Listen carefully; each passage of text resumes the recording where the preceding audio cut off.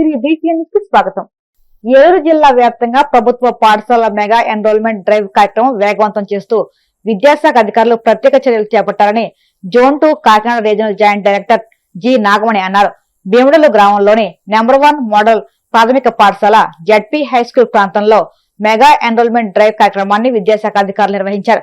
ఈ కార్యక్రమంలో Bhimadolu MEO 1 Srinivasarao, MEO 2 Bhaskar Kumar, high school HM Padmaja, number 1, number 4 పాఠశాల హెచ్ఎంలు కృష్ణవేణి, షర్మిల ఉపాధ్యాయులు విద్యార్థులతో కలిసి ఆర్జేడి నాగమణి గ్రామంలో ర్యాలీ నిర్వహించి ఇంటింటికి వెళ్లి తల్లిదండ్రులకు ప్రభుత్వ పాఠశాల ప్రాధాన్యత వివరించారు.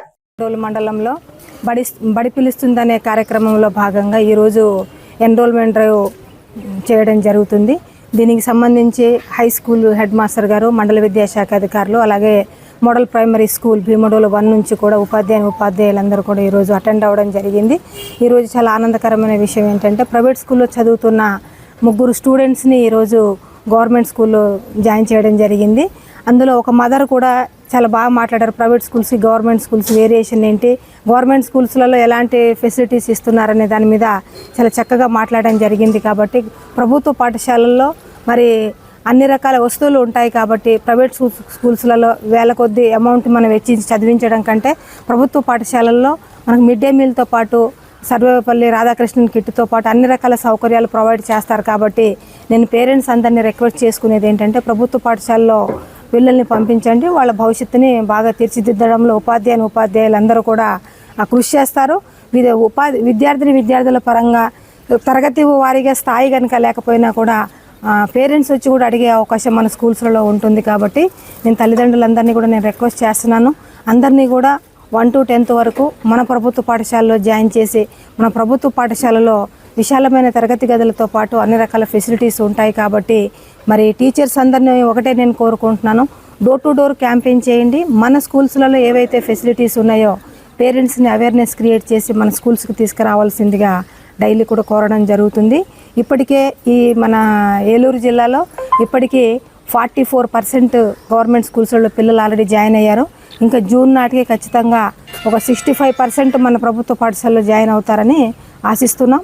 అదే దిశలో మన మండల విద్యాశాఖ అధికారులు ఉపాధ్యాయులందరూ కూడా కృషి చేస్తున్నారు. విశాఖ కేంద్రంగా సాగుతున్న భారీ ఆన్లైన్ బెట్టింగ్ నెట్వర్క్ పై సైబర్ క్రైమ్ పోలీసులు ఉక్కుపాదం మోపారు.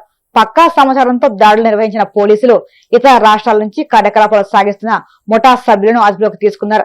ఈ ముఠా పశ్చిమ బెంగాల్, బెంగళూరు నగరాలను ప్రధాన కేంద్రాలుగా చేసుకుని బెట్టింగ్ ఆపరేషన్ నిర్వహిస్తున్నట్లు గుర్తించారు. దాడుల్లో భాగంగా మొత్తం 24 మంది బుక్లను అరెస్ట్ చేశారు. నిందితుల నుంచి భారీగా నగదుతో పాటు బెట్టింగ్ ఉపయోగిస్తున్న ల్యాప్టాప్లు, మొబైల్ ఫోన్లను, పలు బ్యాంక్ ఖాతాలను సీజ్ చేసినట్లు సిపి శంకరవత బాక్షి తెలియజేశారు. Interstate online cricket betting gang ని పట్టుకున్నాము. రాష్ట్రంలో కాకుండా మన దేశంలో ఉన్న వేరే రాష్ట్రాలకు వెళ్ళి సైబర్ క్రైమ్ పోలీస్ వాళ్ళను పట్టుకొచ్చారు. సీజర్స్ ఐటమ్స్ జబ్ట్ చేయడం జరిగింది. ఈ అన్ని ఐటమ్స్ మీ దగ్గర చూపెట్టడం జరుగుతుంది. ఆ డీటెయిల్స్ ఈరోజు మీతో షేర్ చేస్తున్నా. ఇది ఒక ultrawin.com అని ఒక యాప్ ద్వారా బెట్టింగ్ వాళ్ళు చేశారండి. బెంగళూరు, తర్వాత కోల్కతా, అక్కడి నుండి 24 మంది ముద్దాయిలను అరెస్ట్ చేయడం జరిగింది. క్యాసినో ప్లాట్ఫామ్తో కూడా వాళ్లకు లింక్ ఉందని మనం తెలుసుకున్నాము. నెక్స్ట్ ఇప్పుడు రవిశంకర్ అనే ఒక వ్యక్తి, ఇతను మాణిక వలసలో ఉంటాడండి. అతని కంప్లైంట్ మీద ఈ కేసు కట్టడం జరిగింది. ఒక అక్వెంటెన్స్, ఒక వ్యక్తితో ఆయనకు పరిచయం ఉంది. ఆ వ్యక్తి పేరండి త్రినాథ్. ఆ త్రినాథ్ రామీ సర్కిల్ కోసం అకౌంట్ ఓపెన్ చేయమని చెప్పారండి. నెలకు 3,000 వస్తుందని హామీ ఇచ్చారండి. తర్వాత త్రినాథ్ ఒక జగదీష్ అనే వ్యక్తికి ఈ అకౌంట్స్ హ్యాండ్ ఓవర్ చేస్తామని చెప్పారండి. ఆ జగదీష్ 5,000 ప్రతి నెల పే చేస్తారని చెప్పారండి. తర్వాత రవిశంకర్ డైరెక్ట్గా త్రినాథ్ హెల్ప్ తీసుకోకుండా డైరెక్ట్గా జగదీష్తో మాట్లాడి మల్టిపుల్ అకౌంట్స్ ఓపెన్ చేశారండి.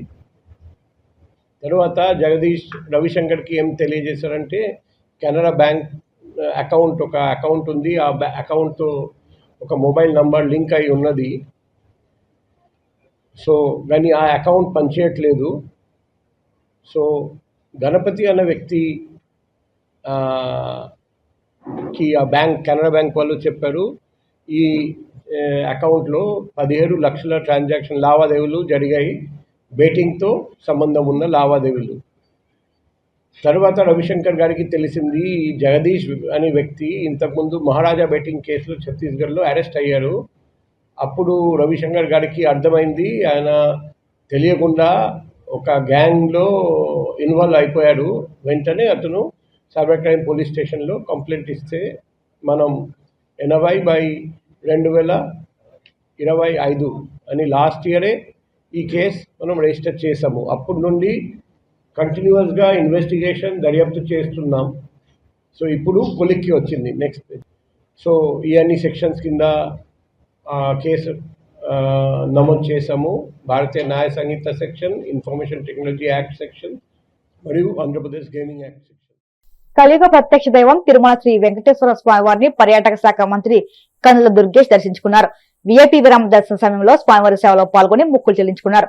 దర్శనానంతరం వీరికి రంగనాయకల్ మండపంలో వేద పండితులు వేద ఆశీర్వచనం అందించగా అరవికల స్వామివారి తీర్థప్రసాదం అందజేసి పట్టు వస్త్రం సత్కరించారు. తిరుపతిలో జరుగుతున్నటువంటి కొన్ని కార్యక్రమాల్లో పాల్గొనడానికి రావడం జరిగింది.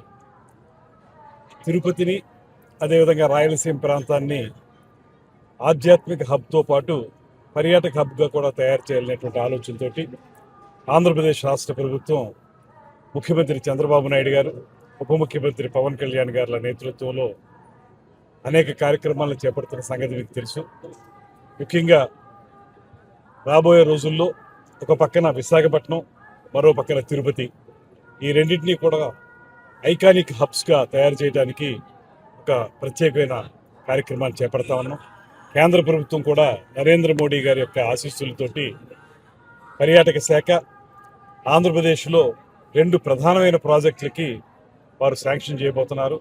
అందులో ఒకటి తిరుపతి, మరొకటి విశాఖపట్నం. ఈ 2 ప్రాంతాల్లోనూ కూడా పర్యాటక హబ్గా తయారు చేసి ఇక్కడ వచ్చిన వాళ్ళు ఒక 2-3 రోజులు ఉండే విధంగా వసతి సౌకర్యం కల్పించాలనేటువంటి ఆలోచనతోటి ఈ మధ్యకాలంలో తీసుకొచ్చినటువంటి ప్రత్యేక పాలసీ ద్వారా ప్రైవేట్ భాగస్వామ్యాన్ని ఆహ్వానిస్తున్నాం. ఇవాళ చాలామంది ఇక్కడ పెట్టుబడులు పెట్టడానికి, ఇక్కడ 5 స్టార్ హోటల్స్, 4 స్టార్ హోటల్స్ నిర్మించడానికి ముందుకొచ్చారు. ఈ మధ్యకాలంలోనే రమారమి ఒక 100 హోటల్స్ ఇక్కడ శాంక్షన్ చేయడం జరిగింది. దీనికి ప్రధానంగా పీపీపీ మోడ్లో, పబ్లిక్ ప్రైవేట్ పార్ట్నర్షిప్ మోడ్లో ఇక్కడ ఇవన్నీ కూడా నిర్మించడం జరుగుతూ ఉంది. సాధారణంగానే మనకి తిరుపతి అనేటప్పటికీ ఫుట్ఫాల్ చాలా ఎక్కువ ఉన్నటువంటి ప్రాంతం, పిలిగ్రిమ్ టూరిజంగా చాలా ప్రసిద్ధి చెందింది తిరుపతి వెంకటేశ్వర స్వామి ఉండటం వల్ల.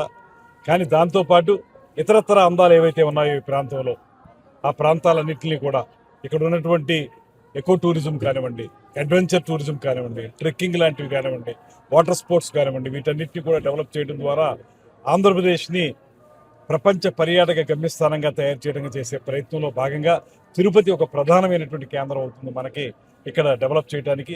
ఈరోజు అందుకే తిరుపతితో పాటు ఈ రీజన్లో ఉన్నటువంటి అన్ని ప్రాంతాలకు సంబంధించినటువంటి టూరిజం రివ్యూ చేయడానికి కూడా ఈరోజు మధ్యాహ్నం ప్రోగ్రాం పెట్టుకున్నాం. మధ్యాహ్నం నుంచి టూరిజం అఫీషియల్స్ తోటి సమీక్ష చేసి రాబోయే రోజుల్లో ఈ ప్రాంతాన్ని మరింతగా పర్యాటక రంగంలో అభివృద్ధి చేయడానికి ఏ కార్యక్రమాలు చేపట్టాలో తెలుసుకోవడానికి కూడా ఇవాళ ఈ కార్యక్రమాన్ని ఉద్దేశించుకున్నాం. వార్తలు ముగించే ముందు ముఖ్యాంశాలు మరొక్కసారి. Made in Andhra, made for India, made for the world ప్రభుత్వ ధ్యేయమన్న మంత్రి లోకేష్. రాష్ట్రంలో 20 లక్షల ఉద్యోగాల కల్పనలో ఎంఎస్ఎంఈలది కీలక పాత్రని వ్యాఖ్య. ఎంఎస్ఎంఈ ఐపీఓ అవగాహన సదస్సులో పాల్గొన్న మంత్రి కొండపల్లి శ్రీనివాస్. రాష్ట్రంలో పరిశ్రమల స్థాపనకు ప్రభుత్వం వినూత్నమైన చర్యలు చేపడుతుందని వెల్లడి. రాజకీయ లబ్ధి కోసమే మత విద్వేషాలు సృష్టించేందుకు వైసీపీ నేతలు కుట్రలు పడుతున్నారు. నిప్పులు చెరిగిన మైనార్టీ వ్యవహారాల ప్రభుత్వ సలహాదారు షరీఫ్. తిరుమల శ్రీవారిని దర్శించుకున్న మంత్రి కందుల దుర్గేష్. ఆలమర్యాదలతో స్వాగతం పలికిన అధికారులు. ఈ వార్తలు ఇంతకు సమాప్తం. మరిన్ని వార్తల కోసం BCN digital YouTube channel, Facebook పేజీని ఫాలో అవ్వండి. అప్డేట్ వార్తల కోసం ప్లీజ్ సబ్స్క్రైబ్.